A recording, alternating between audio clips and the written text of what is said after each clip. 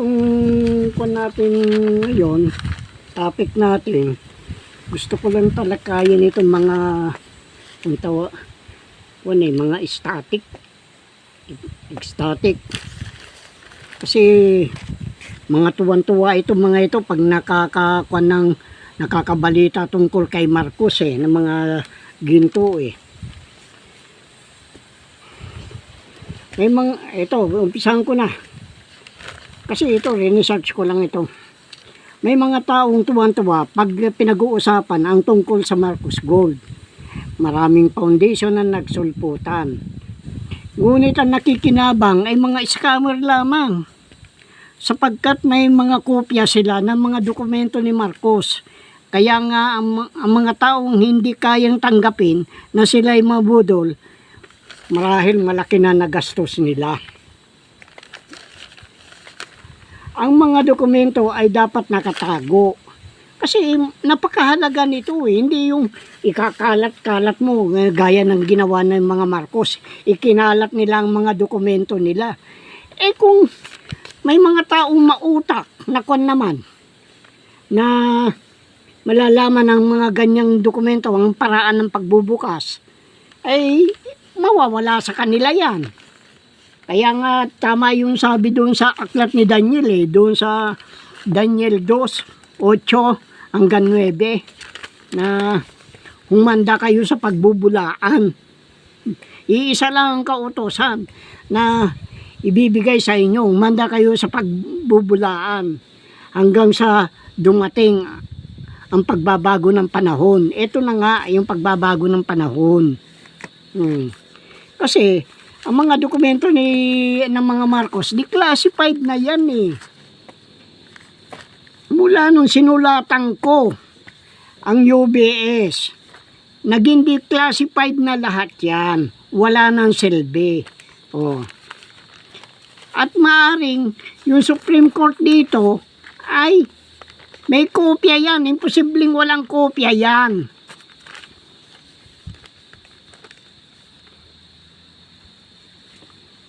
Kaya ang ginagawa, kaya kinakalat nila yung mga yung mga dokumento niya upang ikondisyon lagi yung kaisipan ng mga tao na kanila talaga yan. Ngayon, lumilitaw na ang katotohanan. Paano yan? Dahil na rin sa mga bayaran troll, sa mga bayaran vlogger, sa mga media, mainstream media, kaya nangyayari, ang kaisipan ng tao talaga kanila yan. Maging mga dayuhan na mga mamahayag, katulad ni Karen Hodges na sinasabi niya na si Marcos ang pinakamayaman, ganito nakadeposito sa Switzerland, ay sa World Bank. Walang ginto sa World Bank. Ang kumukuan lang yan, tinatanggap yung pera na nagmumula doon sa hinuhulog na napupunta sa IMF, pagkatapos mula sa IMF pupunta naman sa World Bank. Kaya napakabulaan itong mga ito Siguro ang inaasahan nila yung mabatuhan sila ng mga Marcos Gold Bars. Hindi kaya yan ang sinasabi nilang April Fool's Day mga false gold. Ano yung false gold na yan? Di yung pyrite. Gumawit. Kasi yung kailangan hanapin natin yung pasimula yung dulo. Yung simula para makuan natin. Matuntun natin ang katotohanan. Kung dito ka lang nakabase sa mga dokumento na ito, talagang paniniwalaan mo kay Marcos yan.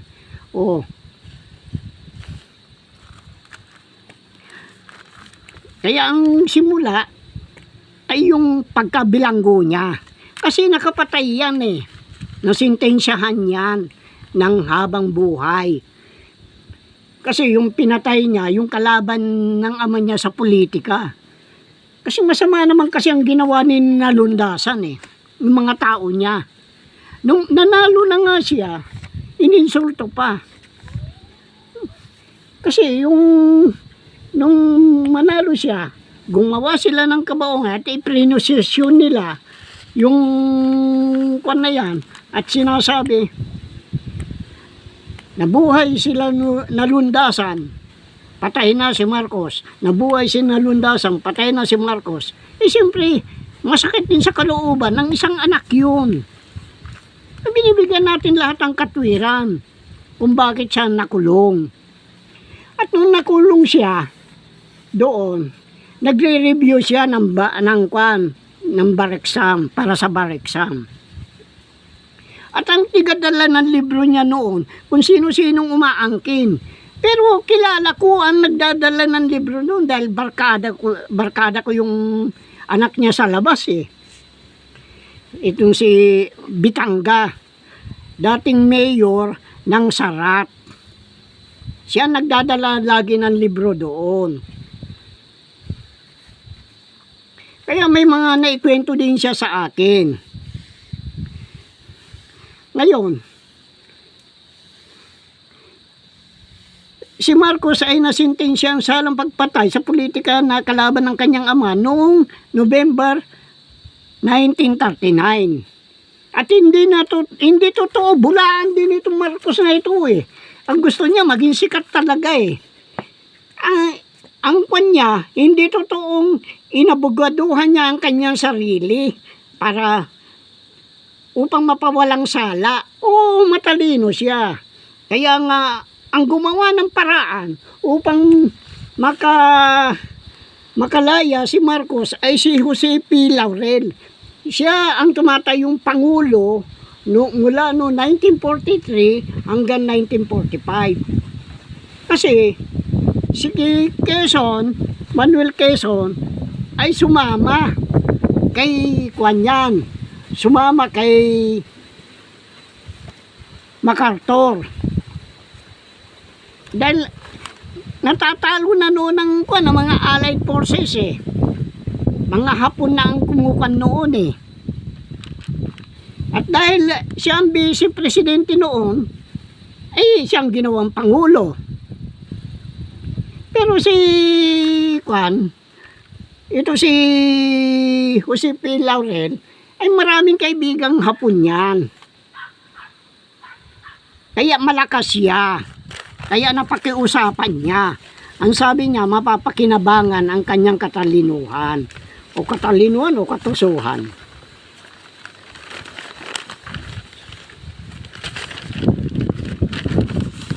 Kasi kaya hindi sa kanyang pagkalaya, hindi yan totoong hindi yan totoong gerilya. Oh, siya lang ang gumagawa na Sabi nga ni Osmeña yung pangulo ng ang pangalan nitong Osmeña na ito na naging pangulo ng Pilipinas, na sinabi niya na hindi totoong gerilya yan. At pinatunayan niya ng CIA at saka yung doon sa Amerika, Department of State. Yung na nagsasabi na sinasabi daw niya na siya napapalaban, nabigyan siya ng mga medalya. Pero kaya nga sabi ni Osmeña noon eh, na seryoso niya, senior yata yun. Sinabi niya na yung mga medalya niya ay tansan. Alam mo yung takip sa soft drinks.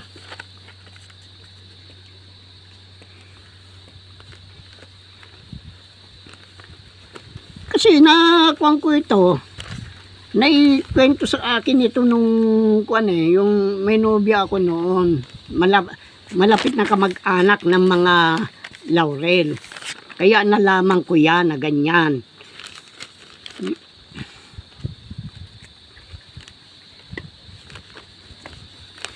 At ngunit yung mama niya noon, isang gerilya, courier siya, tigahatid ng mga sulat. Pero simple lang ang galaw niya. Kaya Siya, matindi yung mga patutuo niya sa akin, pinaniwalaan ko talaga eh. Pagkatapos pinagdugtong-dugtong ko, yun. Totoo nga, hindi guerrilla yan. Kundi ginamit siya parang ispya. Nagpapahamak pa nga, pinapahamak pa nga niya yung kapwa niya Pilipino eh. Oh, makapili. Putang ina niyan. Nakakahiya ka, Marcos ka. Pamilya nyo nakakahiya. Ang pagbabayad ng war damage ay hindi biglaan. Kasi bagsak kagad ang ekonomiya na matapos matalo eh. Kundi hulugan. At may palugit na 25 anyos. At ang ginamit ng Japan ay yung mga treasury bond mula sa Federal Reserve Bank. Yung mga ginto dinala nila sa Germany. Kaya nga noon yung mga army ng yung mga Hapon dito, yung mga sundalong Hapon, may mga German lager. Noon nanungkulan si Marcos na bilang Pangulo ng Pilipinas, ay may taunang sahod niya na humigit kumulang na 25,000. 25,000 pesos kada taon. At ang unang hulog ng Japan sa war damage ay nagkakahalaga 950,000 US dollar. Hindi naman binigla eh. Dahil ang ginawa ng Japan, alam naman niya makakabayad siya dahil doon sa mga treasury note na hindi nandoon pa, natitira noon sa kanila. Dahil hindi naman nila sinunod yung kagustuhan ni nung emperor ng Japan eh. Na yung lahat ng ay madala dito. Nagtira din sila.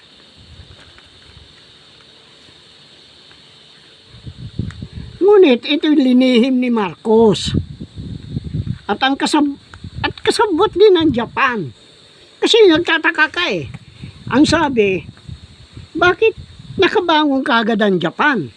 Samantala, tayo lugmok. Oh, nandiyan ang Amerikano. Sasabihin nila, nung magkatapos ang gera, sabi nila, ikukuha ng Marshall Plan dito. Ang Marshall Plan kasi, yan ang kinukuhan na matulungan ang isang bansa na nasalanta ng gera. Nadami lang. Dami lang naman tayo eh. Hindi naman tayo talagang kalaban eh. Kaya maaring yung mga Hapon din ang gumawa ng paraan upang siya mapalaya. Kasi hindi naman naging guerrilla yan eh. Oh. Kasi may isang piloto na noon ng Air Force ng Amerika, eh may radyo din siya. May nakakuha siguro sila ng radyo sa ng mga guerrilla. Ngayon, tinawagan niya. Dahil nagigipit na sila eh. Kanya-kanyang takas na sila eh. Na kung wari ko ng Hapon eh. Ang sabi niya, meron ako ditong 3 gold bar at isang samurai. Ngayon, kung bababa ka at dadamputin mo ako dito, ibibigay ko lahat sa iyo yan. Kaya nakipagsapalaran yung reconnaissance airplane ng Amerika. Binabaan talaga siya. Pero kung talagang kukunin niya, bakit hindi siya nakuha ng mga Hapon? Oh, maraming kapalpakan itong tarantanong Marcos na ito eh. Ang inatasan niya magdeposito, kasi linihim ito eh. Linihim ni Marcos itong war damage na ito. Ang inatasan niya ay yung si Andres B. Hineto. Isang kwan din niya, na kauthutan dila niya, na i-deposit ang kwan na yan, ang binayad ng Hapon sa Hong Kong. Hindi ko na nakuha yung pangalan ng Hong Kong kwan yung bangko doon Pagkatapos nung may deposit doon, ang bilin sa kanya, maski na sa asawa mo, huwag kang magsasalita. Basta yan nakalihim.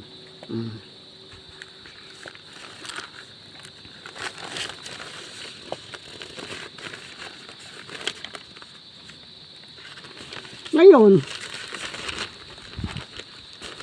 kaya yan ang sinasabi ko, yung pagnanakaw nila.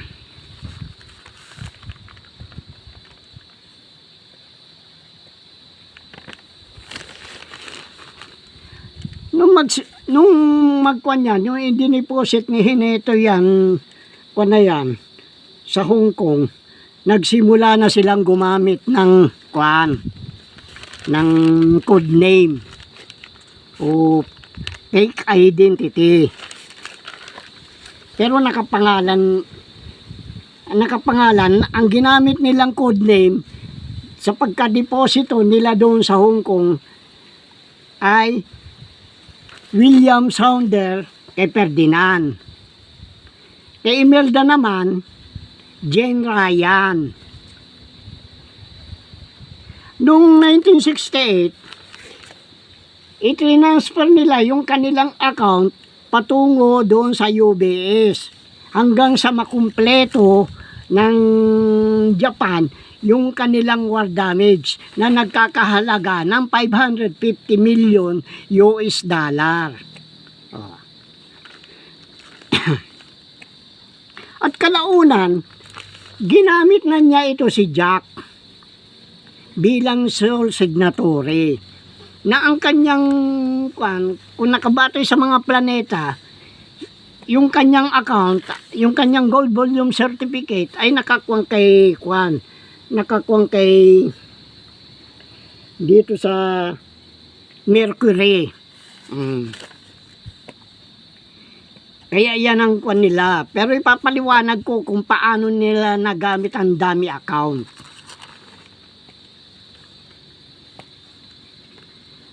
Ito, yung 550 na yan, yan ang pinakamaliit. Kaya ang nakadeposit dyan, hindi ginto. Kundi yung mga kwan lang yan. Kundi yung mga treasury bond. Ganyan din ang pinagpapahiram niya, hindi ginto, kundi mga treasury bond. Kasi, ginamit niya. Kaya malalaman mo lahat kung paano yung ginawa nilang dummy account. Diyan na tayo pupunta sa dummy account. Kailangan malaman ninyo. Kasi, inaangkin nila pilit Hindi naman kanila. Bakit maangkinin? Ako nga hindi ko din inaangkin. Oo, may parte ako. Natural lang yun dahil ang laki ng hirap ko. Pero hindi ko rin, hindi ko kayang sikmurain. Yung mga Marcos, matitibay ang sikmura niyan. Ako, tama na yung kaunti lang. Mabigyan ko yung mga kasama kong pinagkautangan ko ng utang na loob, yung mga nakatulong sa akin. Kahit na papano, kailangan bigyan ko. Pero hindi ko inaangkin lahat yan. Gagamitin pa rin yan sa kabutihan. Kasi, yung kwan na yan, ganito ang kinalabasan yan yan Venus, yung account niyan ay nakuha kay Diana. Yan si Diana, anak ng dami yan. Na ang pangalan ng kwan na yan, Diana Luatic Santa Romana. Ito naman sa kabila, Jupiter. Ang kwan niya, yung TBM.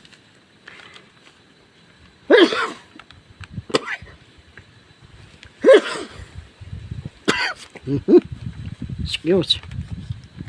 Ngayon, kung yung account ni Diana mapupunta kay Jen Ryan. Yan ang yung Jen Ryan. Siya si Imelda. Pagkatapos, yung kay TBM, mapupunta kay William Sounder. Ayan, William Sounder. Yan, mapupunta kay Marcos. Pero, ginamit niya si Jack bilang sole signatory. Ito yung nasa UBS na ito Ngayon, yung kay Jack naman, na ginamit na planeta, dahil siyang pinakamaliit, kumbaga sa pambunso, sole signatory, ay yung Mercury. Hindi Pluto, Mercury. Yan ang nakakuan yan. Mercury, yan sole signatory. Sole signatory. Yan naman, Mercury. Ngayon, kung ikukuha mo ito, maliligaw ka talaga. Dahil yung yan, pag hindi ko research ito, kanila lahat yan. Ang mapupunta lang sa akin yung kay Jack Flores. Kasi yan ang pinakamaliit Ngayon, yan kung Jack Flores, mapupunta kay BBM. Pero bago mapunta kay BBM, may dami account naman na isa pa. Ito kay General Sensio T. Santa Romana. Siya ang ng dami ng master account holder. Kaya diyan naglabasan ng maraming foundation. Yung foundation na yan, hindi kung ano lang kung anong tinubo doon sa mga ibang dito. Doon sa katulad ng Mars, Neptune, Jupiter ay Saturn, Pluto, at saka bali yan bali 5 pa Mars, Neptune, Saturn, Pluto, Uranus. Yung mga tubo doon mapupunta doon sa mga karamihan yan napupunta doon sa mga foundation. Pero pag ginamit naman yung mga na yan ay talagang masalimuot talaga yung ginawa niya. Hihiluin ka talaga. Pero hindi naman pwedeng gamitin ni ng 77 Hindi naman 77 ang kaya kung sino-sino pinalalabas nila na para iligaw ng iligaw. Kasi yung master account holder, ang account niya 7257. Paanong gagawin nila yan? Kaya yan, pag na yan, dahil yung walang nakalagay na kung sino yung kung sino yung master account holder, yun dami doon na pupunta. Kaya nga, hindi na makakibuyan, hindi na makapag-withdraw, dahil maski na magtulong-tulong ang mga superpower, hindi nila magagalaw yan. Mga tuso Kaya yung ng sole signatory, dapat yan nakapangalan sa akin. Pero ikinwa nga dami. Kaya kay Jack Flores nila ikinwa. Kaya ito pala si Jack, katakot-takot ang pakiusap niya na magkasama kaming dalawa. Sabi ko, wala namang problema, magkasama naman tayo, kaibigan tayo, kako. Pero kung saan ako doon ka, at siya din ang nag-offer sa akin. Bukod doon sa kay Stuart na CIA, matagal na akong ino-opera niyan na doon ako sa British Isle. Eh kung anong ginawa nila kay Marcos, yung mga Committee of 300, ganyan din siguro gagawin sa akin. Eh ako naman, hindi naman ako kwan. Eh may pagkailangan. Sabi nga sa Biblia eh, magpaka baba ka katulad ng kalapate, magpakatuso ka na parang ahas. O, eh, siyempre, iisipin ko lagi dahil ikinwan sa akin, inutos ito na pangalagaan itong mga kwan na ito, kayamanan na ito na nakalaan sa mga hirap eh. Kaya hindi nila ako basta-basta maguguyo. Mantakin mo eh. Kasi 7 yung kwan eh. 7-7 eh. O yan o. O. Bilangin mo yung William Saunders, 7. Ito na Jen Ryan, pag ikinuha mo, 4 plus 4. O. Ano magiging kwan yan? D8. 787. O, kaya yung Boeing, 787. Meron. Kaya, sila ngayon ang naguguluhan, hindi ako. Kaya yan ang sinasabi ko, inanap ko talaga ang mga dahilan itong mga dami account na ito.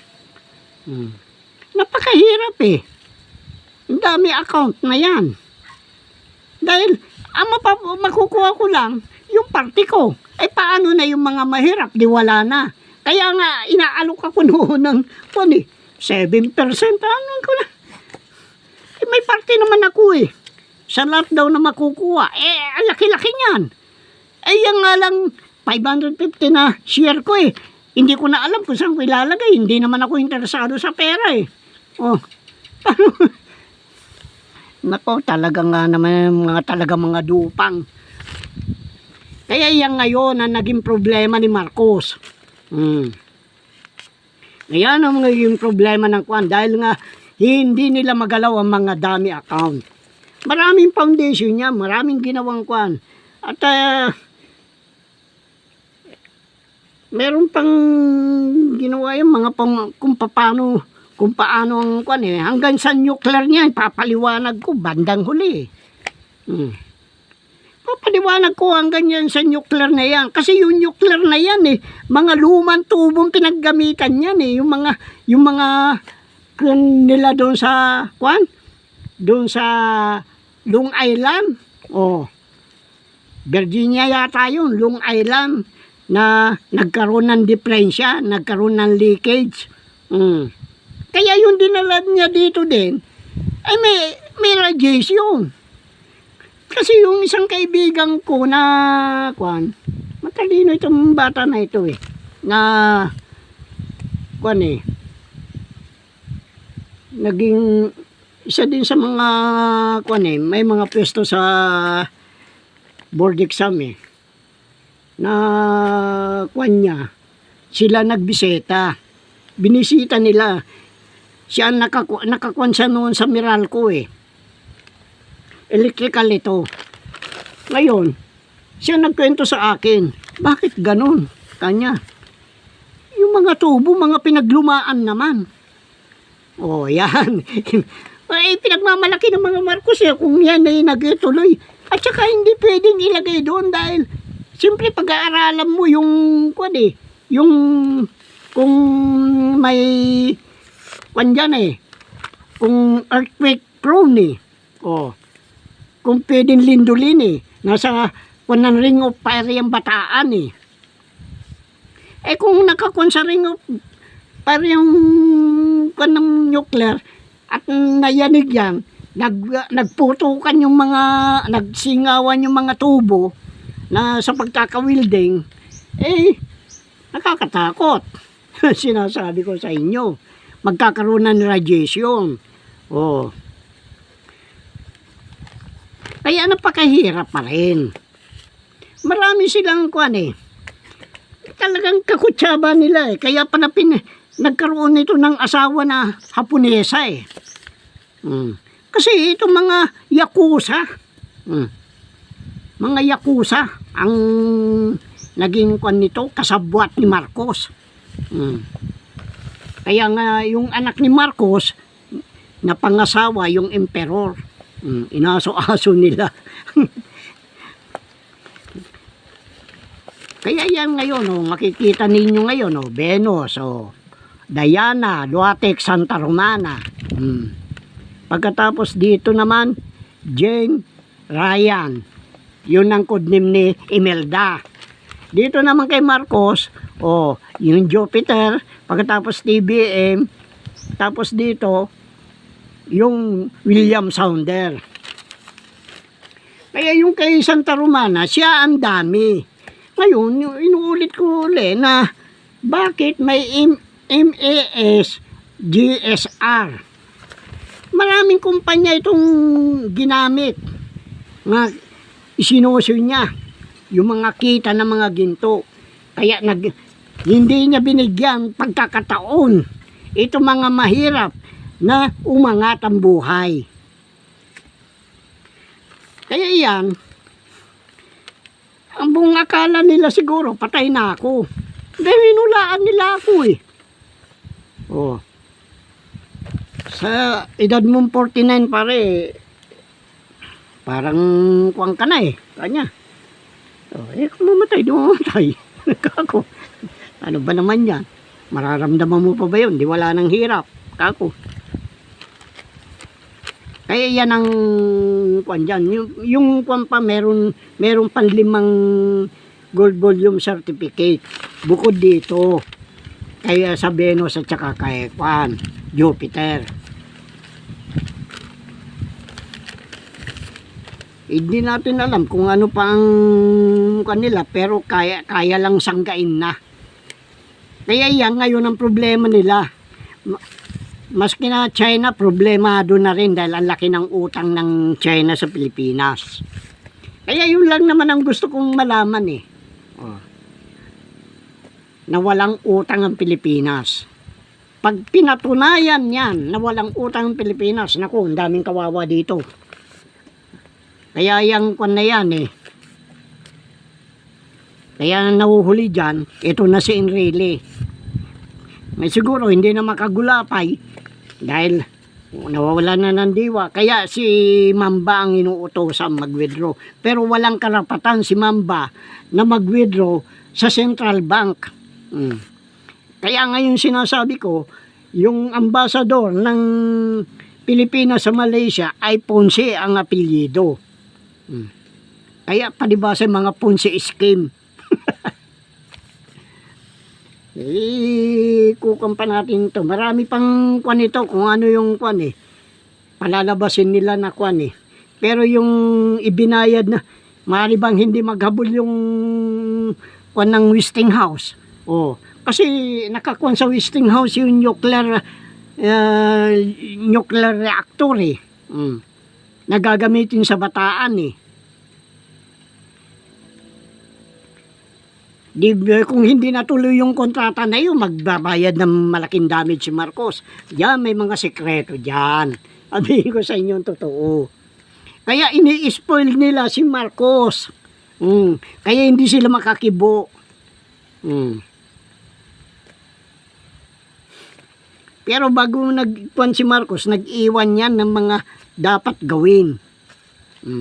Naibigay niyan sa anak niya. Kaya nga lumalabas na kwan na master account holder sa dami, ito si Bongbong. Kaya nga pinilit nilang manalo.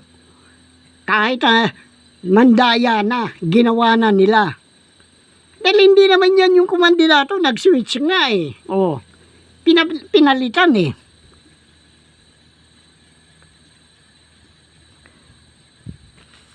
Oh, sige na dahil pag-aaralan ko pa yung sa nuclear, kung paano nila dinaya. Ito pinag-aralan ko talaga ito, hinanap ko talaga itong ng dami account na ito. Kung paano, bakit may dami. Oh, bakit nakalagay yung pangalan ng Sensio T. Santa Romana. Oh, sige na.